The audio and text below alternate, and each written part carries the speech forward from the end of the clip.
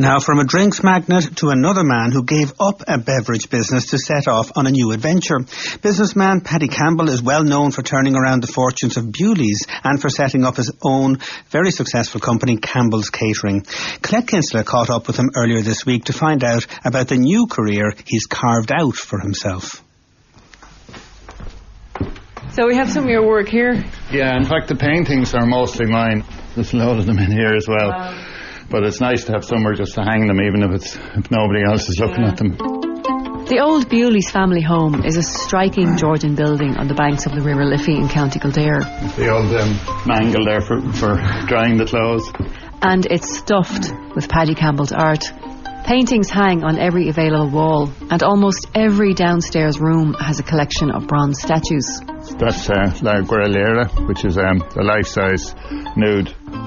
There are standing and seated women, dancers in full flow, and even a canoeist at his oars. And this figure that you see lying down, that was a reclining figure which has been done in marble since. I love the human form, I love the structure of the body and so on. In painting, I did landscapes as well, and so I used to say I paint people and places.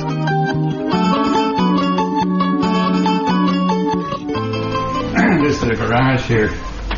This vast collection is the result of Paddy Campbell's decision to change his life when he was 50. By that stage, he'd created a successful company that employed thousands of people. But he wanted something else. So he returned to the art he left behind in his 20s. And that move wasn't as illogical as you might think. There's a lot of artist in an entrepreneur and a lot of entrepreneur in an artist. I think it was Oscar Wilde who said that when bankers meet for dinner they talk about art, and when artists meet for dinner they talk about money. And it's true, but neither of them have what they're talking about.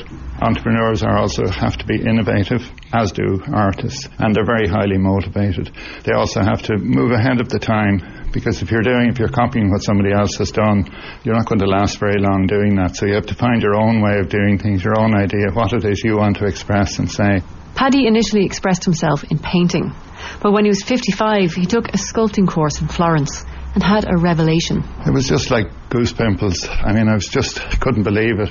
I just knew immediately this is really what I want to do, that was actually my gift.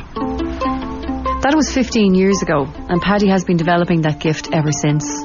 Each of the pieces here, whether it's a full-figured bather or a nursing mother, exudes a sensuous fluidity. It's like learning a language that you study the grammar, you study the techniques of doing something, but in the end what matters is what have I got to say. And I think I still have a lot to say.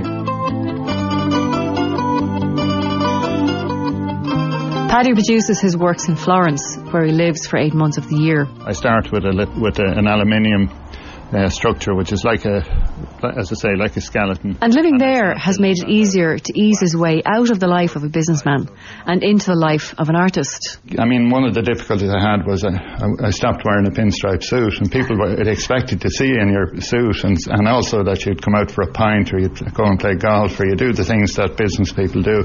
For me, when I go back to Florence, I put all that out of my head and I wear whatever I want, and I don't have to look shaven even. I can just go shuffle down to the market, and I suppose in a way I'm just being myself.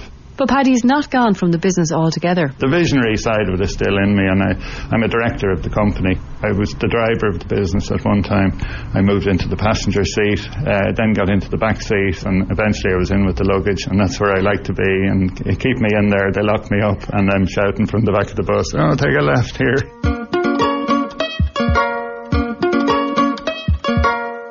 Having made a name in business, Paddy is now doing the same with his art. He's had exhibitions all over the world, and he manages to sell most of what he produces. Which one do you think was easier, business or art? Actually, probably business. Yeah. Like, the artists all suffer from doubt, because halfway through working on something, it's almost inevitable that you think it's not going to work. And he has some advice for others who want to do the same thing. One is to be happy at whatever you do, and the other is to contribute. But if you're doing something that doesn't make you happy, it's going to end up in a cul-de-sac. I'm very happy. Colette Kinsler reporting there. Well, earlier in the programme we looked at the story of the collapse of Lehman Brothers and how the issues like arrogance